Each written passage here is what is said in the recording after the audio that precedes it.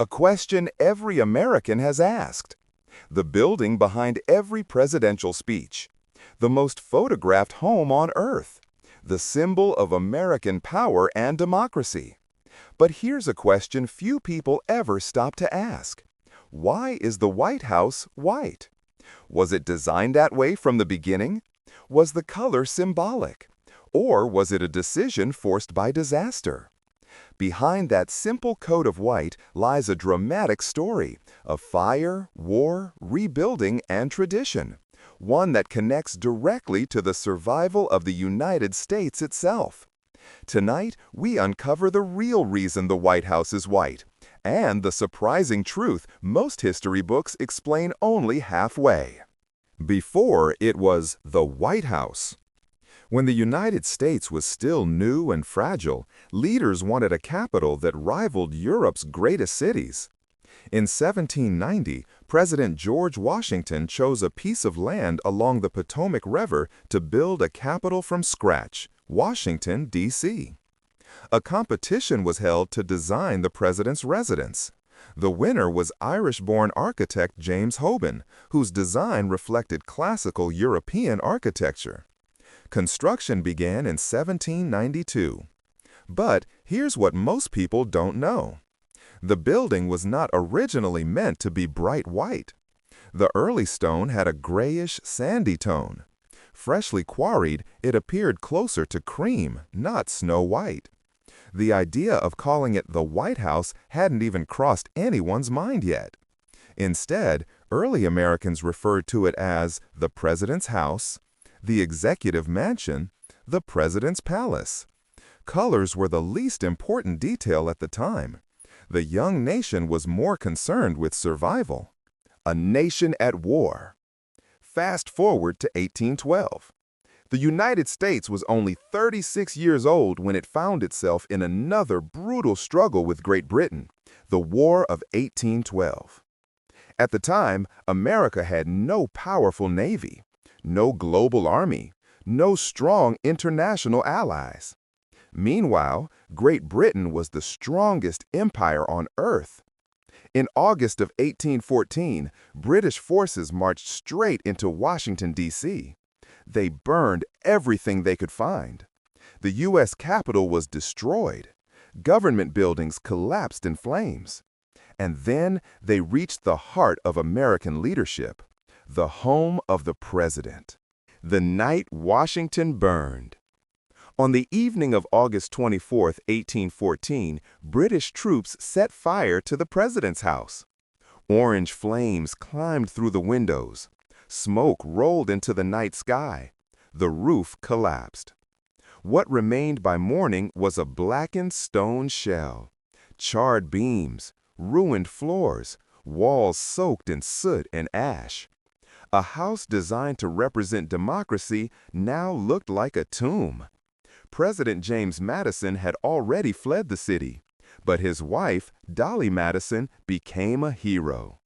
Before escaping, she famously helped rescue a priceless painting of George Washington, a moment that forever linked her to American courage.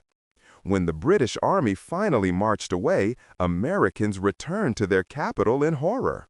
Washington, D.C. looked like a war zone. The rebirth. Once British troops withdrew, leaders faced a choice. Should America abandon its capital completely? Some politicians wanted to. The city was burned, the government bankrupt, the buildings in ruins. But instead of retreating, they chose rebuild. And that decision changed history. The president's house still stood, but its walls were scarred. Cracks ran through the stone, smoke stains covered nearly everything. Rainwater leaked through the roofless shell. When workers began repairs, they applied a thick lime-based paint to accomplish three things: seal the stone, protect against moisture, hide war damage. That paint was bright white, not for symbolism, not for beauty, but because it covered scars of war. And after rebuilding finished in 1817, the building was officially white from top to bottom. From necessity to symbol. Here's where myth overtakes fact. Many textbooks say, the White House was painted white to cover burns from the War of 1812. This is half true. The building had already been lightly coated before the war, but after the British attack, the white paint became thicker, stronger, and permanent. This wasn't about style. It was about survival. By the mid-1800s, people stopped calling it the President's House and started using one phrase, the White House. In 1901, President Theodore Roosevelt made the name official, and that simple color slowly transformed into a national identity. White came to mean purity, stability, strength, leadership, authority. A building born from ashes became a symbol of endurance. Maintaining a legend. Today, keeping the White House white is a job that never ends. Every year, maintenance workers apply dozens of gallons of special paint. The walls are washed again and again. The color is carefully matched. It's not just any white. It's a custom mix approved by preservation experts. Because even today, that color tells a story Americans still live inside. Cultural power of a building. No house on earth holds more symbolic authority. Decisions of war and peace are made inside it. Presidents are sworn in. Foreign leaders bow inside its halls.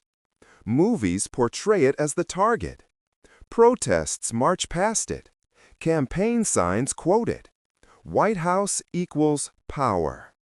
But what we never remember, it was once nearly gone. Had American leaders chosen to abandon Washington after 1814, there might be no White House today at all. So why is it really white? Let's sum it up. The White House is white because it needed protection from moisture. It needed to hide war damage. The paint preserved soft stone. The nation rebuilt instead of retreating. And Americans turned survival into symbolism. The White House is not just painted. It is painted over history. What white really means. Every layer of white is a layer of memory. Underneath that color are scars. And underneath those scars is resilience. The White House isn't powerful because it is white. It is white because America survived fire. And tonight, every time you see it glowing in Washington, you're really looking at a monument that refused to die.